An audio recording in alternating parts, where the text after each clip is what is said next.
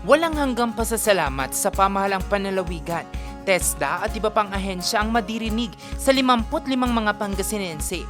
Ito'y matapos na makumpleto nila ang kinakailangan na competency para sa basic driving at basic bread and pastry production.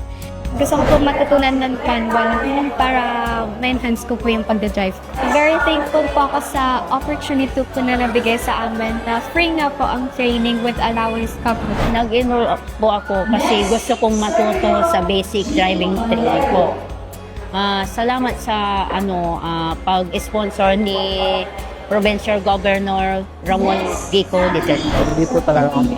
Hanggang lang po ako. Tingin-tingin lang po kung paano. Pero hindi po talaga. Maraming salamat po, Bob, sa ganitong training. Sana po tuloy-tuloy po ito.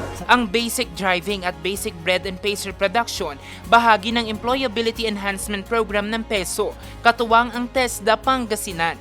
Normalize lang natin yung partnership between TESDA and the Provincial Government of Pangasinan. Although lagi namang ginagawa yung pag-request na training sa amin, piniprovide natin pa sa available. This means na mas marami tayong mga kababayan ang matutulungan through skills training programs that we provide in TESDA. Hindi po tumitigil si Governor Monmon upang mas marami pa ang magkaroon ng pagkakataon na makapagtrabaho dito sa loob ng Pangasinan or kahit sa ibang munisipyo or sa ibang bansa. Gawa tayo namin sa atin po ang mga programang ito at para sa atin ang mga programang ito. Patuloy pa ang pagsulong ng pamahalaang panlalawigan ng Pangasinan ng mga programa upang maiangat ang antas ng kakayanan ng mga manggagawa sa Pangasinan.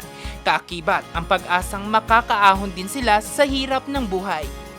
Jose Robert Inventor, Nation on the Move.